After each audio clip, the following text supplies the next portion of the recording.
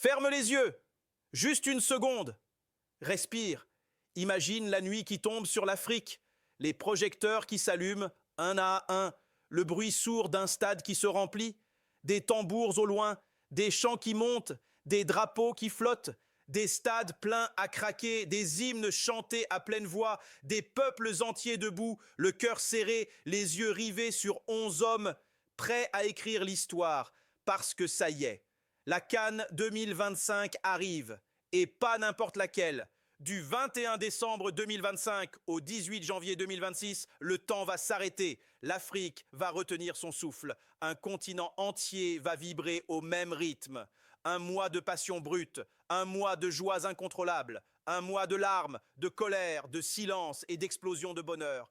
Un mois où certaines réputations vont s'effondrer, un mois où des carrières vont basculer, un mois où, dans la poussière et la sueur, des légendes vont naître. Parce qu'en Afrique, on le sait mieux que partout ailleurs. Ici, les grands noms ne gagnent pas les matchs, les statistiques ne font pas trembler les filets, les CV ne soulèvent pas les trophées.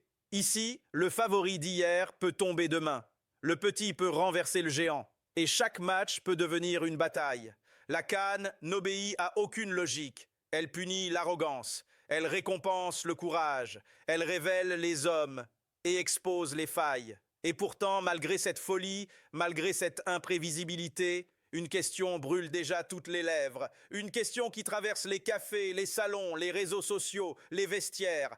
Qui va gagner la CAN 2025 ? Qui aura les épaules pour porter un continent ? Qui résistera à la pression, au bruit, à la peur ? Qui tiendra quand les jambes brûlent et que l'histoire frappe à la porte ?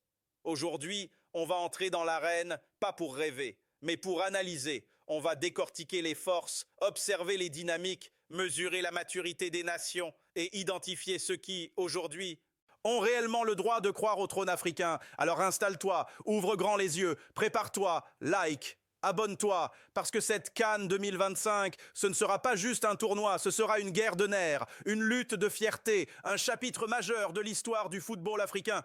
Et crois-moi, on n'est pas prêt. Tout commence ici, au Maroc.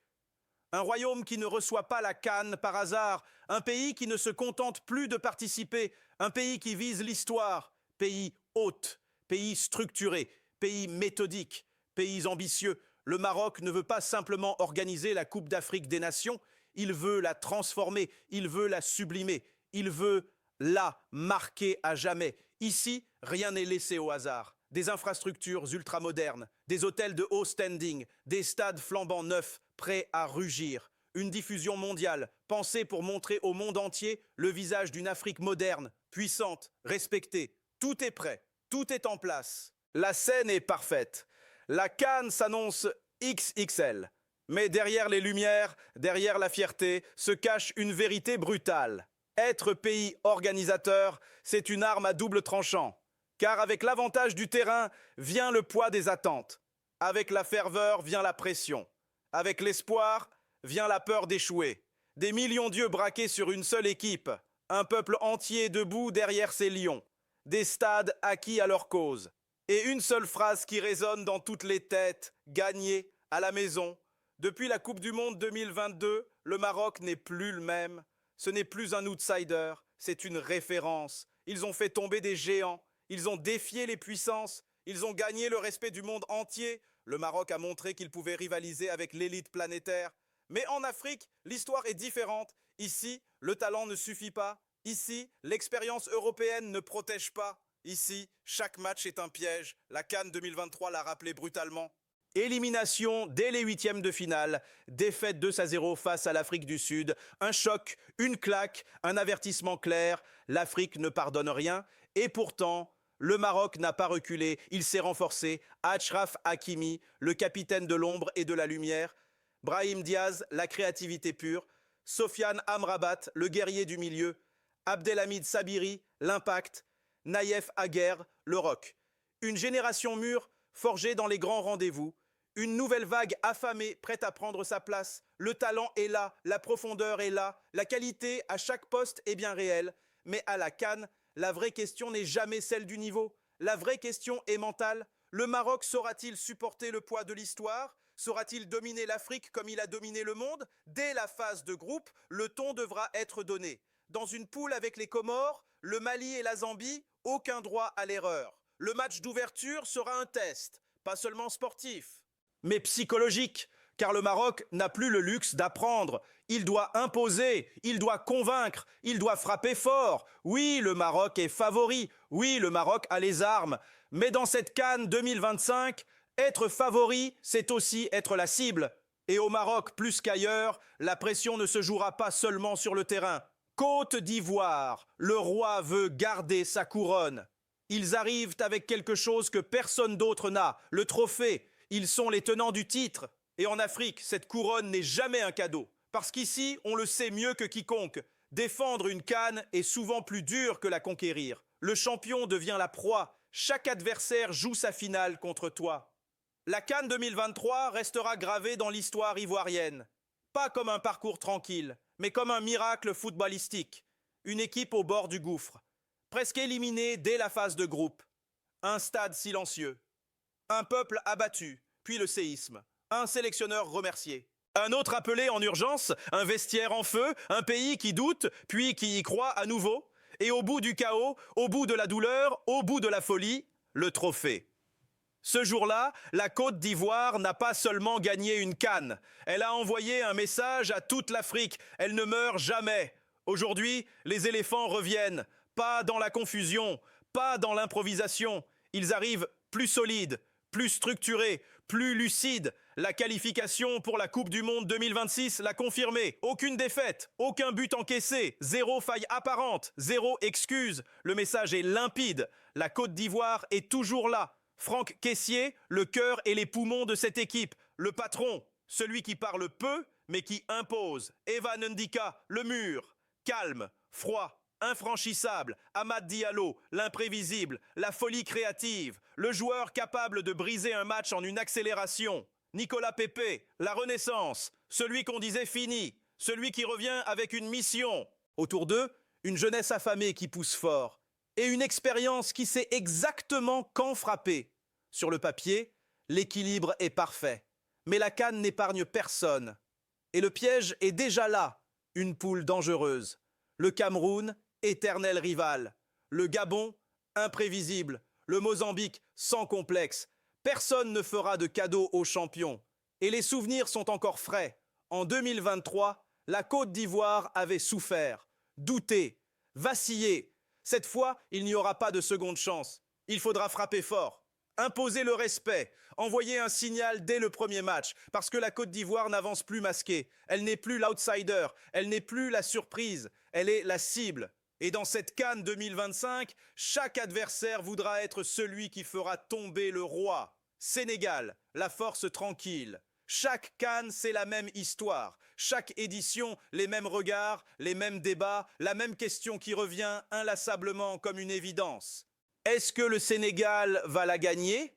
Parce que le Sénégal, ce n'est pas l'excitation passagère, ce n'est pas l'effet de mode, c'est la régularité dans le chaos africain. Le Sénégal, c'est la puissance maîtrisée, la discipline collective, la maturité d'un groupe qui sait exactement où il va. Vainqueur en 2021, éliminé de justesse en 2023 au tir au but.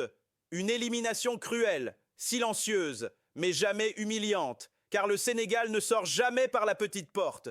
Il ne s'effondre pas, il résiste, jamais ridicule, jamais absent, toujours présent dans le combat. Et quand tu regardes cet effectif, tu comprends pourquoi. Sadio Mané, le leader naturel, celui qui a tout vu, tout vécu. Ismaïla Sarr, la vitesse, la percussion, le danger permanent. Lamine Camara, la nouvelle vague, le futur qui s'installe sans trembler. Pape Matar Sarr, l'équilibre, le poumon, le lien entre les lignes. Nicolas Jackson, la profondeur, la finition, l'instinct. Un effectif dense, capable de jouer à tous les rythmes, athlétique mais intelligent, solide mais jamais rigide. Une génération qui a goûté à la gloire et qui a aussi connu la douleur. Et dans le football, cette combinaison est redoutable. Dans une poule avec le Bénin, le Botswana et la RDC, le Sénégal arrive avec un statut clair, favori.